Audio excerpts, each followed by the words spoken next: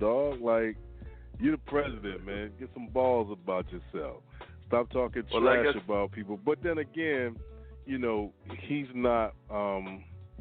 He's never been worth anything. Just like if you have not watched the Ava DuVernay story on Netflix, When They See Us, about the Central Park Five, and during that time, our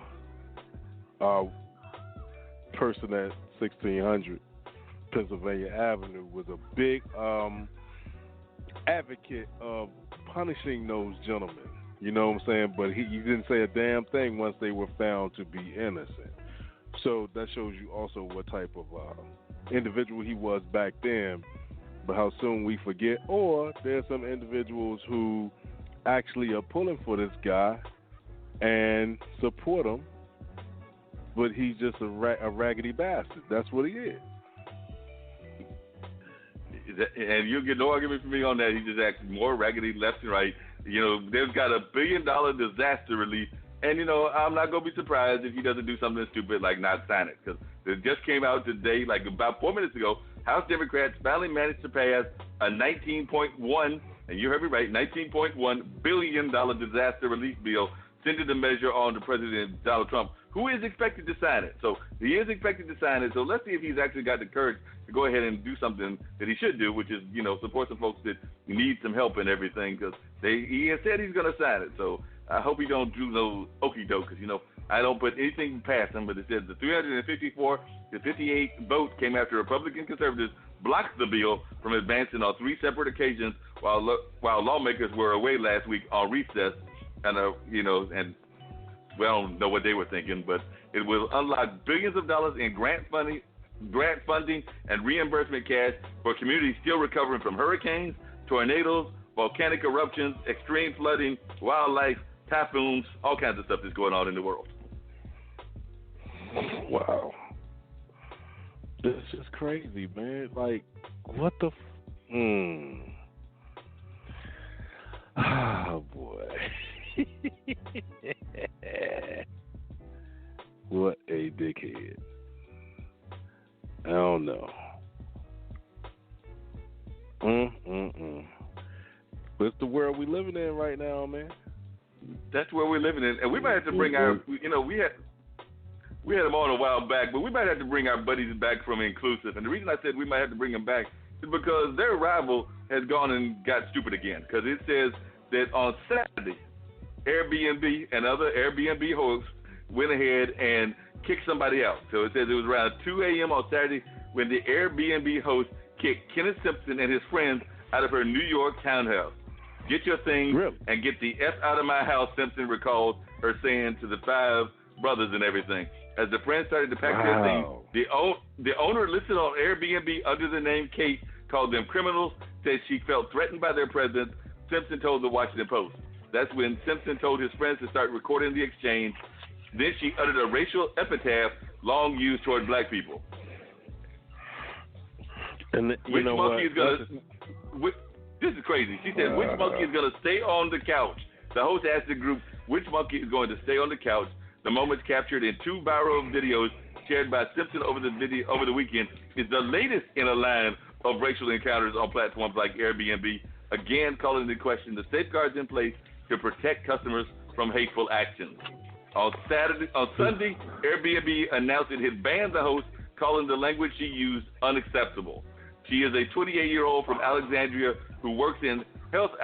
Simpson is a 28-year-old from Alexandria who works in health IT, and he said he was still upset about how the group was belittled, calling it another real-life situation where we had to experience the feelings of hopelessness as a black American. He said, I felt very dehumanized.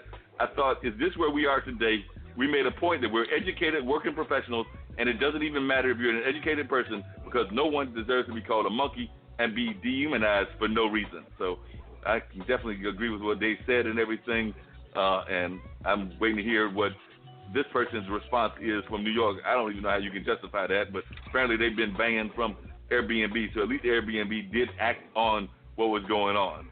Oh, it says that after Simpson's video went viral, a man who identified himself as the host's boyfriend took to Reddit to explain their side of the story. In the post, which has since been deleted, the boy said the group was belligerent and refused to leave, adding that the group also called the host names before she unfortunately called them monkeys. They got that on video, which is obviously a bad thing for her to say, but a news article from their point of view claiming we were harassing them all night, which is simply not true, the boyfriend wrote in the post, which Simpson captured in a screenshot. I tried to help, but they took advantage. Now Airbnb has deleted our account. Any advice? So the boyfriend is now whining and saying that he wants some advice as to how they can get back into the graces of Airbnb. Man, you know what? It's just, I mean, oh, man, you want to hope they get their ass whipped because they're going to get a little too comfortable and say that monkey shit again. And somebody's going to make them really pay for opening their mouths at the wrong time. But I'm going to shut up about that, man, because when I started to talk about stuff like that, I just wish that assault charges wouldn't apply and ass whippings would be in order. And you think about some of the things you say before you open your mouth, like the elders used to say, think twice before you speak once, because the last thing you say just may be the last thing you get to say. So, you know, maybe they'll learn. Maybe the next person won't videotape it and give them something that they would better understand.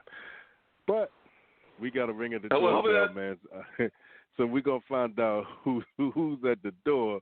It's Straight Talk with Dean and Mark, y'all. You can call in and join the conversation at 646-668-8393. We'll be right back. The old Renaissance is the new Renaissance, standing on tradition while embracing the spirit of distinction. This is the Harlem Brewing Company. Uniquely crafted beer brewed to deliver a taste, a sound, and a feeling that can only be described one way, Harlem style. So come and take a trip on the A train with our Harlem Sugar Hill Golden Ale and our Harlem Renaissance Wit Beer, the neighborhood original. Well, we're back, and thanks for calling Straight Talk with Dean and Mark. You are on the line. Who do we have with us tonight? Hey, it's Benard with LoanWell. Hey, what's going on? How you doing, Benard? I'm glad that you were able to call us. Benard is an entrepreneur of a variety of sorts. He's done a lot of entrepreneurship, and I'd love to hear for him to talk about that. I first met Benard over there at the Hayti Heritage Center because, as you've heard me talk about on a number of occasions, both here as well as on Facebook and other places, we've got a lot of stuff that goes on the center. We have the stuff that the center does on a regular basis, but we've also got tenants, and one of our tenants is Christ Central Church. And Benard is a member of that church, so he and his lovely wife and the children and everything are part of that collective. So we're definitely glad to see him most every Sunday on the mornings. Every once in a while he might be jetting out of town for business and things of that nature. So can't say I see him every Sunday, but I'd say it's the majority of them. So it's always good to see his smiling face. And, Dean, you'll be glad or interested to know, you know, if you notice the last name is Worthy, so he is distantly related, and he'll explain what that distant relation is to the legendary basketball player, James Worthy. So he's got some ties to him also. So, and of course, he's got some ties to UNC. But, Benard, tell us about, well, one, we'll start off with what got you involved in the church that you're a part of, and then also in entrepreneurship. So we can start off with what most people may know you from that might be listening, which is part of our Christ Central family. So if you want to talk about how you got involved in that church or got involved in that particular group and everything, and then we'll bring in your stuff that you're doing with business as well. Cool. Well, thanks for having me on the show. I really appreciate it. Excited to meet you, Dean, and Mark. We go way back, man. So great to be on the show. Thanks for having me. Christ Central has been we've been a part of the church for the last 5 years or so.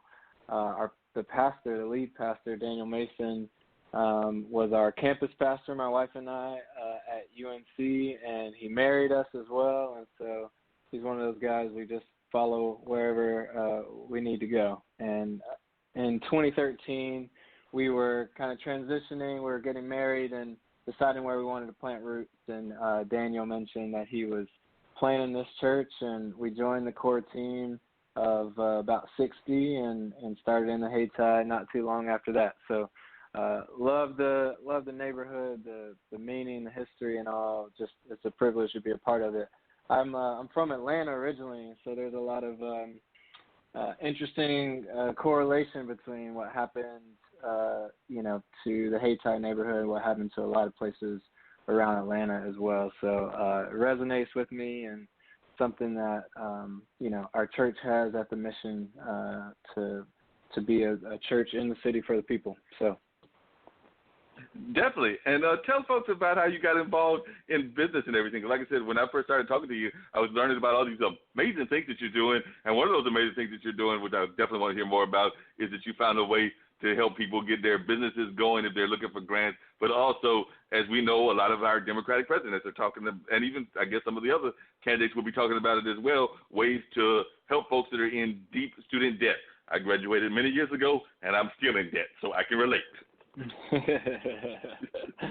Yeah. We built LoanWell, which is an online platform. We like to say it's the easiest way to borrow and lend with people in your community. And really, the origin story is with my co-founder, Justin Straight. He's our COO and CFO.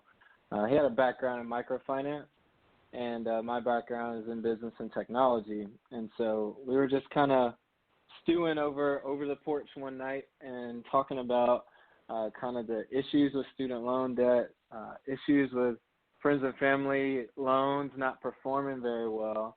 And we started thinking through what worked for him in microfinance overseas, and what we saw as kind of opportunities locally in communities, especially communities of color. And we came up with the notion that, man, if we could apply banking industry best practice with auto-drafted payments and formalized agreements instead of these, handshake agreements, back of the napkin things that often people don't get paid back, and some of the relationships are spoiled. If you structured it more like a business deal and you took it seriously and the payments were on time and you had a schedule, then that could perform better. And it has. We haven't had, in our first year, we haven't had a default just yet. So knock on wood, everybody, please. But that's one of the kind of what we think is proof in the pudding. If you formalize these things, then people take it seriously. And the nice thing about what we've built is that you can pull funds from lots of different people. So you can think of it like a Kickstarter, but for loans, and you can use it for lots of different things, for student loans, for small business, getting your small business off the ground, or even growth funds if you're looking to grow your small business and go to that second location.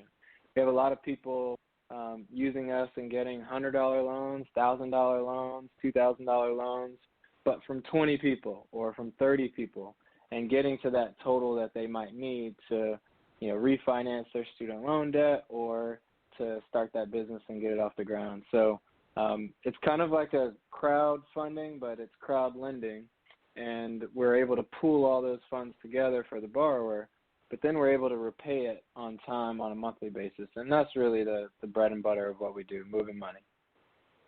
Yeah, it sounds like you're moving money in a very positive direction, trying to help these folks that are, like I said, are so much in debt. I've forgotten how much debt folks were in. Like I said, I know I'm in debt still, but as I was reading, I was seeing that it says that in 2017, which I know was a few years ago, there we owe more student loan debt in the U.S. than ever before, and this figure was somewhere like around $1.4 trillion, and that debt affects more than 44 million Americans. I'm one of them, and it says that the average class of 2016, so just the average student, it sounds like you're saying, has about close to almost $37,000 in student loan debt. So you're almost going into debt owing what amounts to almost your first year of work, and that's if you give them everything. Yeah, that's you're bringing up two really good stats. The 1.4 trillion it's even higher now. It's one of the largest kind of debt segments in our entire economy. And it's more than just a number. Really, what's happening is you have a lot of millennials and the generation behind that can't kind of get into life and have those first big moments because you're inhibited by your financial situation. So buying a house or buying a car or whatever else